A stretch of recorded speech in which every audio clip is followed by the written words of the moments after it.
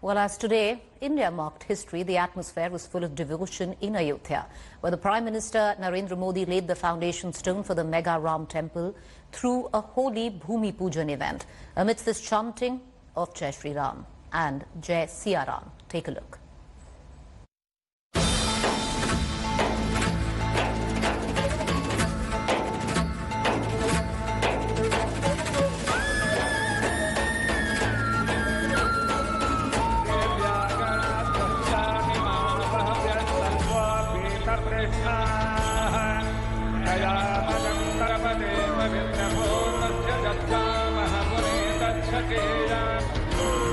As Ayodhya waited for Prime Minister Modi for the big bhoomi pujan, Modi started off from Delhi in his special plane, clad in a chic traditional dhoti and kurta. Once in Lucknow, the Prime Minister boarded a chopper to fly him to Ayodhya and was received there by Chief Minister Yogi Adityanath.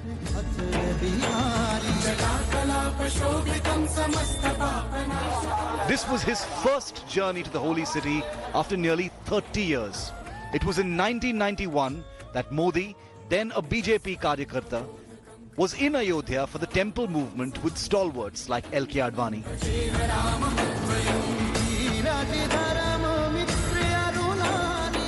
In Ram's very own city, the Prime Minister's first stop was the ancient Hanumangadi temple, where Modi, sporting a saffron angavastram, lighted a diya and offered prayers.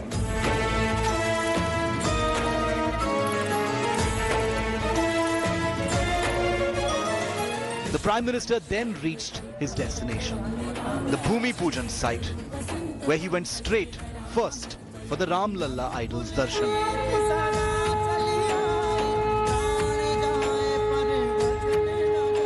Going on to prostrate himself on the floor with a Sashtanga Pranam before the deity.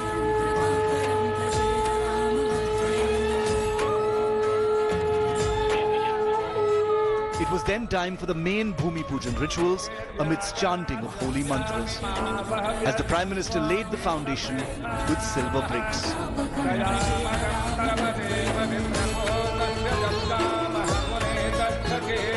After the culmination of the event, Modi invoked Bhagwan Ram.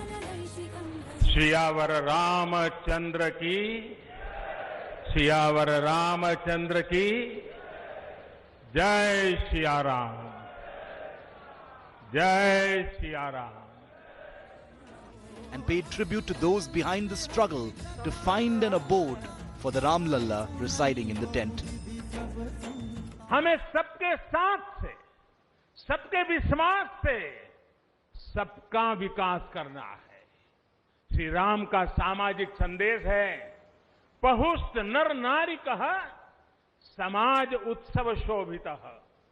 नर नारी सभी समान रूप से सुखी हो, भेदभाव नहीं. Modi took special care to project the inclusiveness of Indian culture, asserting that Ram Rajya bars discrimination and is steeped in the spirit of Sabka Saath, Sabka Vishwas. बरसों से टाट और टेंट के नीचे रहे हमारे रामलला के लिए अब एक भव्य मंदिर का निर्माण होगा. With Ankit Tyagi, Rahul Srivastav and Aishwarya Paliwal in Ayodhya. Bureau Report, India Today. Now, the foundation stone for the grand Ram temple has been laid in the holy city of Ayodhya. Today you saw those visuals. Now, the temple of Lord Ram will be completed in 3 years' time, 2023. In our next report, we will show you how the temple will actually look. Take a look.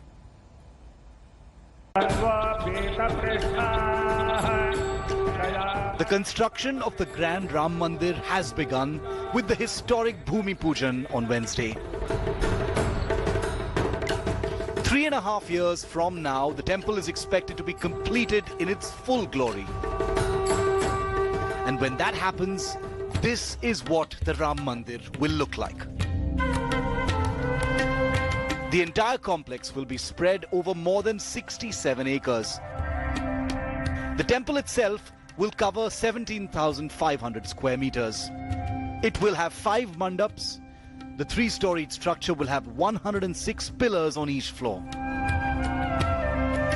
5 domes will grace the temple.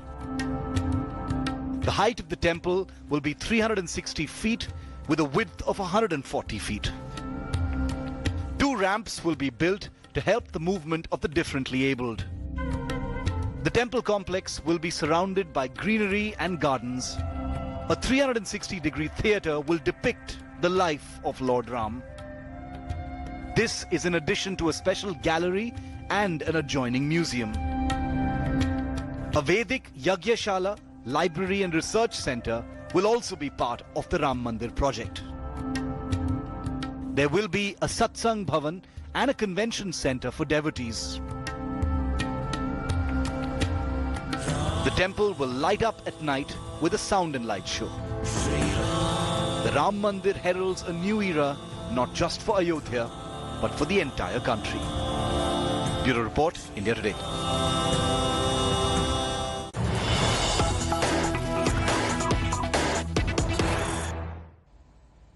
I want to dip into breaking news coming in. India Today has now accessed details of Sushant Singh Rajput's former manager Disha Salian's post-mortem report. As per the autopsy report, she had suffered head and other injuries. Disha's death took place at 2 a.m. on the 9th of June. But post-mortem was conducted 2 days later, on the 11th of June, which raises questions as to why it took 2 full days for the autopsy to be conducted. Meanwhile, Disha's family has complained to the Mumbai police, claiming that the media is harassing them. I want to connect right now to Devesh Singh. You know, Devesh, I would reckon India Today is one of the very, very few channels that has respected the privacy of Disha's family. I want the question, of course, that we continue to ask is only investigative as per what the investigations and where they stand in terms of her death.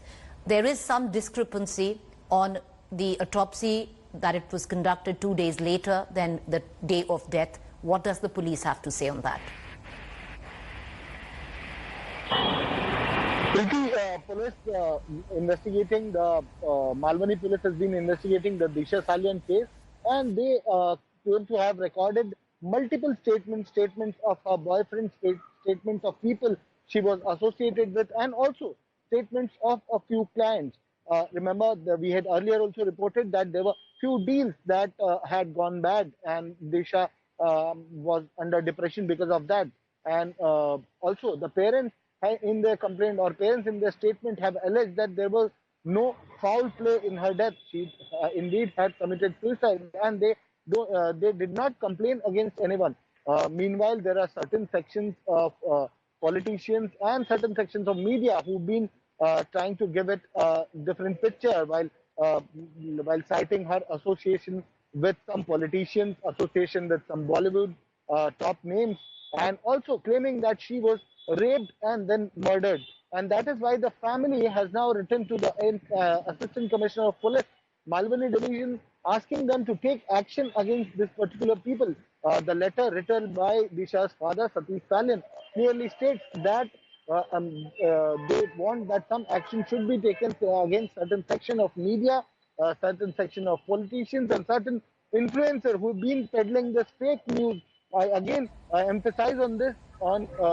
He has written this in the letter that certain section has been peddling this fake news on social media and also media channels. Right. And that needs to be stopped. Okay. All right, Devesh, appreciate you joining me, but let's now quickly shift focus to the Sushant Singh death probe in a major development in the Supreme Court. The centre has given its approval to the CBI to probe the case, which was recommended by the Bihar government. Meanwhile, the top court has asked Maharashtra government, the Bihar government and the centre that Sushant Rajput's family to file their reply within 3 days.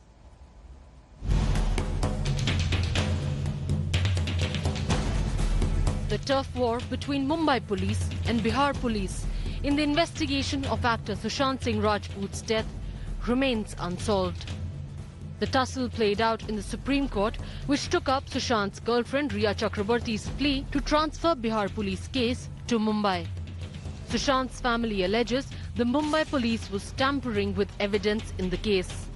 The Maharashtra government countered the charges, claiming that the Bihar police did not have jurisdiction to probe the case. Sushant's family also urged the top court to ask Mumbai police to cooperate with Bihar police. The Maharashtra government termed the allegations of a biased probe politically motivated. The Solicitor General appearing for the centre submitted to the court that the union government has accepted Bihar's recommendation of a CBI probe into the case. Observing that the truth must be out, the single-judge bench comprising Justice Rishikesh Roy asked the Maharashtra government to give a status report of the probe in 3 days. It did not stay the Bihar police's investigation. The Shiv Sena has called it a pre-decided script to defame the Maharashtra government.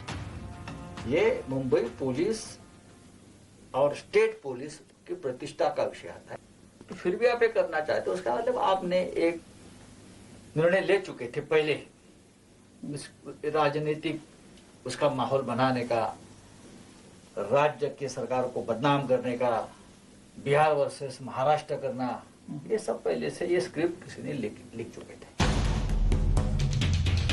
Incidentally, the Supreme Court also pulled up Uddhav Thackeray government for quarantining Bihar IPS officer Vinay Tiwari. The BMC, however, says it is following norms. एक तो BMC पहले से ही WHO ICMR की guideline follow कर रही है, खुद की हमारी एक एसओपी रेडी करके रखी है, और इस जो उधर के ही ऑफिसर होते हैं हर एक आने वाले को क्वारंटाइन करते. Meanwhile, chorus grows louder for a probe into the death of Disha Salyan, who'd worked for Sushant for a brief period. The Mumbai police has asked those who have any information on the case to share it with them. This comes a day after BJP leader Narayan Rane said that the ex-manager was allegedly raped and killed. मला जी माहिती मिळाली आहे की तिचं जे postmortem झालं, त्या postmortem मध्ये पाहिलं तर तिने आत्महत्या केलेली नाहीये, तिची पण हत्या आहे. तिच्यावर बलात्कार करून तिला मारलेला आहे. Even as the centre informed the Supreme Court that the CBI is set to take over investigation initiated by the Bihar government into the Sushant Singh Rajput suicide case, the court itself has noted that the question of jurisdiction will eventually have to be decided by the courts. At this stage, the court has not passed any orders or made any observations, except saying that two agencies cannot probe the same matter. The issue remains wide open till the hearing in the apex court next week. In New Delhi, this is Anisha Mathur for India Today.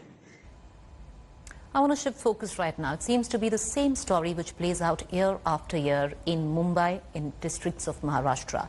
And that is intense amount of waterlogging during the monsoon season, where Mumbai, year after year, drowns in apathy. Heavy rains continue to lash Mumbai and other parts of Maharashtra. Damage to trees and vehicles were reported from parts of South Mumbai, especially near the Mahalakshmi racecourse. The western suburbs in the city received more than 150 mm of rainfall. Rains also affected trains on western and central line. The special suburban trains were suspended temporarily between Mumbai and Churchgate. IMD has issued a red alert for Mumbai metropolitan region. Several low-lying areas in Thane, Palghar district are inundated. Alerts have also been issued for Raigad, Pune, Ahmedabad and Nashik. We are right now in South Mumbai and it's continuously raining for the last 24 hours, and as you can see, the wind speed has picked up in the last few hours, and if we go by the weather forecast department, they are predicting heavy rainfall in Mumbai for the next 24 hours as well. And let's not forget, the COVID situation is still on the ground and it's getting worse by the day. So that's why the Brihat Mumbai Municipal Corporation and the Mumbai Police have requested people and have urged the Mumbai citizens to stay indoors and not venture out if not necessary. And you can see the office goers are really facing a lot of issues right now. They are facing a lot of problems because of water logging, and many trees have also been uprooted due to the wind speed. The wind speed right now is somewhere between 20 to 25 kilometers per hour, which is not, the wind speed of usual Mumbai rain. So that this situation is dangerous, and that is why the authorities are urging citizens to stay indoors and not venture out if not necessary. With camera person Prashant Bhatt in Mumbai, I'm Tanushri Pandey for India Today. All right, be safe if you're in Mumbai. We're going to keep a keen eye on the developments there. With that, I want to go into a quick break. To stay with us. Updates continue.